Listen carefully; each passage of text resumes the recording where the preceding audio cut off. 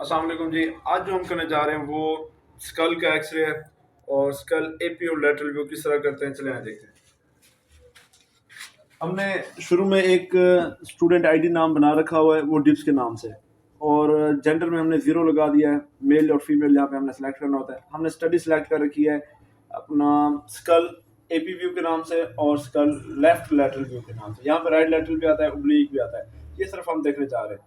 और हमने एक चीज़ अभी ग्रुप में सेंड कर रखी हुई थी। उससे पहले आपको बताता चलूँ कि ये हमारे पास कंट्रोल पैनल है, कंसोल है, मुख्तलिफ मशीनों का मुख्तलिफ होता है। ये हमारी तरफ मशीन तोशिबा की और लेटेस्ट है, तो इसलिए इसका ये बड़ा ही कम्पैक्ट है। और हम इसको ऑन करते हैं। अब ज़रा फैक्टर देखें, ये हमारे पास केवी हैं, हम इससे कम और ज़्यादा कर सकते हैं। और ये हमारे पास कितने एम ए पे मशीन हमने चलानी है, और ये हमारे पास एस है। ऊपर का जो चार्ट है मैंने अभी कुछ टाइम पहले आपके ग्रुप में भेज रखा हुआ है। ये हमारे पास आर्गन्स हैं, ये हमने केवी सेलेक्ट करने उसके मुताबिक ये एम ए पे चलेगी मशीन, और ये हमारे पास एस हैं जो हमारी मशीन चलाएगी। याद रखिएगा कि ये 100% ठीक नहीं है। हम पेशेंट के आर्गन के मुताबिक या उसके साइज़ के मुताबिक भी करते हैं। छोटा बच्चा है तो उसके लिए मुख्तलिफ होंगे, और बड़ा इंसान है तो उसके लिए अलग होंगे। 5वें नंबर पे हमारे पास स्कल ठहरी हुई है। स्कल को 80 के वी देंगे। ये 80 के वी हमारे पास हैं। 200 एम ए का कहा गया और 100 एम एस का कहा गया। मैं 160 एम ए पे मशीन चला रहा हूँ, और 100 की जगह पे अब 90 कर सकता हूँ। ये 100 और 90 कर सकते हैं। ये मैंने अपनी मशीन को 160 पे रखा हुआ है। जितना एम ए अब रिक्वायर्ड है, मुझे लगता है कि एक टेक्नीशियन बड़े अच्छे से जानता है, तो ये आप देख लेंगे। अब हमने क्या करना है कि कैसेट को बक्की में रखेंगे और मरीज़ को सेंटरिंग किस तरह करनी है, सेंटर लाइन क्या होती है, वो आप चलें देखते हैं।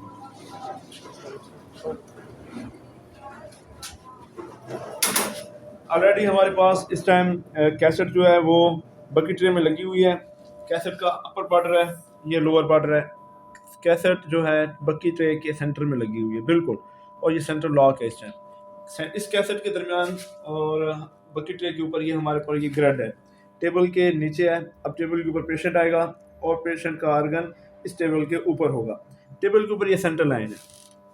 अब इस सेंट्रल लाइन के ऊपर मरीज़ के सेंट्रल लाइन का होना लाजमी है। और ऊपर का कोलीमीटर की आप लाइट आपको दिखाता हूँ। ये कोलीमीटर की लाइट है, लाइट जल चुकी है, और ये इसका क्रॉस का निशान आप मेरे हाथ पे देख सकते हैं। ये जम्मा का निशान बना हुआ है। ये जम्मा का निशान आपकी सेंट्रल लाइन को शो करता है कि आपका सेंटर कहाँ पे होगा। अब हम बकेट ट्रे को वापस एडजस्ट करते हैं उसमें, और हम मरीज को कहते हैं कि आप यहाँ पे सो जाएं। असल में ये पेशेंट मेरे रेडियोग्राफी क्लास का स्टूडेंट है, और हम अब करने चले हैं एक्सरे ऑफ स्कल। मरीज की सेंट्रल लाइन को आप देख सकते हैं कि अब इसके बिल्कुल सेंटर के ऊपर हमारी लाइन है। अब सेंटर लाइन के होने के बाद आपका सेंटर का होना ज़रूरी है। और एक चीज़ याद रखिएगा कि यहाँ पे FFD का ख़ास ख्याल रखना है आपने। ये हमारे पास FFD का कॉलम है, 120 और 100 और 110 यहाँ पे ये मेंशन करता है। अब हम मशीन को नीचे लेके आएंगे।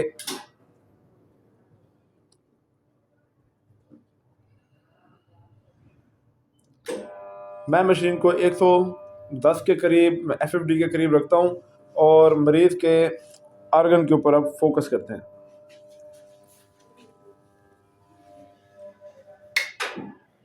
अक्सर मशीनों में बटन हुआ करते हैं जिससे आप मशीन को लेफ्ट से राइट मूव करते हैं, लेकिन इस मशीन में इस तरह का कोई बटन नहीं है। इसमें आप मरीज को खुद से एडजस्ट करते हैं। आप सर को ऐसे रखें, आप हिलेंगे नहीं। आपने बिल्कुल आइस बंद करनी है।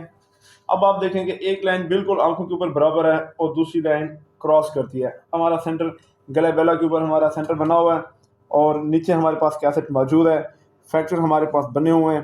अब हम जाके एक्सपोज करेंगे। अब ये हमारे पास एक्सपोज का बटन है। पहले हम मशीन को रेडी करेंगे, मशीन एक रेडी का साइन देगी हमें, फिर हम एक्सपोज करेंगे। अब आपने फोकस करना है कंट्रोल पैनल पे। ये लाइट अभी चली है और ये रेडी है, और हम अब एक्सपोज देने जा रहे हैं। ये अब एक्सपोज हो चुका है। चलें जी। इस टाइम अब हमारे जो पेशेंट हैं इनका एक्सरे हो चुका है। एपी का कैसेट नीचे मौजूद है। और अब मैं आपको यहीं पे बताता चलता हूँ कि लेटरल में किस तरह आपने एक्सरे करना है। लेफ्ट लेटरल है तो आपने बाजू को लेफ्ट टर्न कर लेना है। अगर राइट है तो फिर आपने बाजू को अपने सर को राइट टर्न कर लेना है। सेंटर में आपने इस तरह करना है कि मरीज का सर मुकम्मल तौर पर मुड़ा हुआ हो और कान एक दूसरे के ऊपर सुपर इम्पोज हो, यानी कि कान की कैविटी क्लियर नजर आए। इस टाइम हुसैन का सर मुकम्मल तौर पर नहीं मुड़ा हुआ, मैं आपको दिखाता हूँ। ये पोजीशन है आपके लैटरल व्यू की कि पेशेंट का सर मुकम्मल तौर पर 90 के एंगल पे मुड़ा हुआ होना चाहिए। अभी हमारे पास कैसेट मौजूद है और इस कैसेट के ऊपर एक्सपोज हो चुका है। ये कैसेट का फ्रंट साइड है, बल्कि अपर साइड है जो इन होगा, और रीडर जाके इसको इन क्लिप्स को खोलेगा और उसके अंदर मौजूद आईपी स्क्रीन को रीड करेगा। आईपी स्क्रीन हमारे पास ये है जिसके ऊपर अब एक लेटेंट इमेज बन चुका है जो हमें विजिबल नहीं नजर आ रहा। अब हम इसको बंद करते हैं, ये लॉक हो गई है। ये फ्रंट साइड था कैसेट का और ये कैसेट का बैक साइड है। अब हम इसको, ये हमारे पास रीडर ऑन है और रीडर हमें साइन दे रहा है कि आप कैसेट को पुट करें। तो हम अब कैसेट को इसके अंदर लगाते हैं। ख्याल कीजिएगा कि कैसेट को लगाते वक्त दोनों सिरे लेफ्ट और राइट दोनों कोने बराबर जाने चाहिए। अब जैसे ये कैसेट रीड होना शुरू होगी तो आप देखेंगे यहाँ पे इमेज आना शुरू हो जाएगा। जी, ये आपकी आईपी स्क्रीन रीड हो रही है और सामने एक इमेज विजिबल हो रहा है। मैंने लाइट्स बंद करवा दी हैं ताकि जो इमेज है वो आप देख सकें। अंदर रेजर लाइट आपकी आईपी स्क्रीन को निकाल के एक लेटेंट इमेज को रेज करके आपकी स्क्रीन के ऊपर शो करा रही है। और ये आपके सामने स्कल का एक्सरे आ चुका है। ये हमारे पास स्कल है। अब ये फ्यूजी का सॉफ्टवेयर है, इसमें फीचर्स हैं। आप लेफ्ट, अच्छा जी, अचानक लाइट चली गई है जिसकी वजह से जो इमेज था वो हमारा वहाँ पे रुक गया, प्रोसेस सारा स्टॉप हो गया है। तो इसलिए थोड़ा सा इमेज में आपको आगे बता नहीं सका सॉफ्टवेयर में। लेकिन जो नेक्स्ट हम जो एक्सरे करेंगे उसमें मैं आपको इंशाल्लाह बताऊंगा कि फ्यूजी का सॉफ्टवेयर किस तरह काम करता है और उसमें कौन कौन से फीचर्स हैं कि आप बोन का एक्सरे कर रहे हो तो उसमें आपने किस तरह करना है, और अगर सॉफ्ट टिश्यूज़ हों या फिर आपके सॉफ्ट टिश्यू के आर्गन्स हों जैसे एब्डोमेन वगैरह हो गया, तो उसमें आप कौन कौन से स्टेप्स लेंगे जिससे आपका काम आसान होता है। दो चीज़ें सीखेंगे आप यहाँ पे, एक पोजिशनिंग, आज आपने जो सीखा है वो आपने स्कल का एपी और लैटरल, ये आपने दो व्यूज़ देख लिए हैं। सेंटर लाइन और बिल्कुल आसान सा काम था। कैसेट को आपने नीचे रखा है, बिल्कुल आपने टेबल को और ट्यूब हेड को सेंटर में रखा है।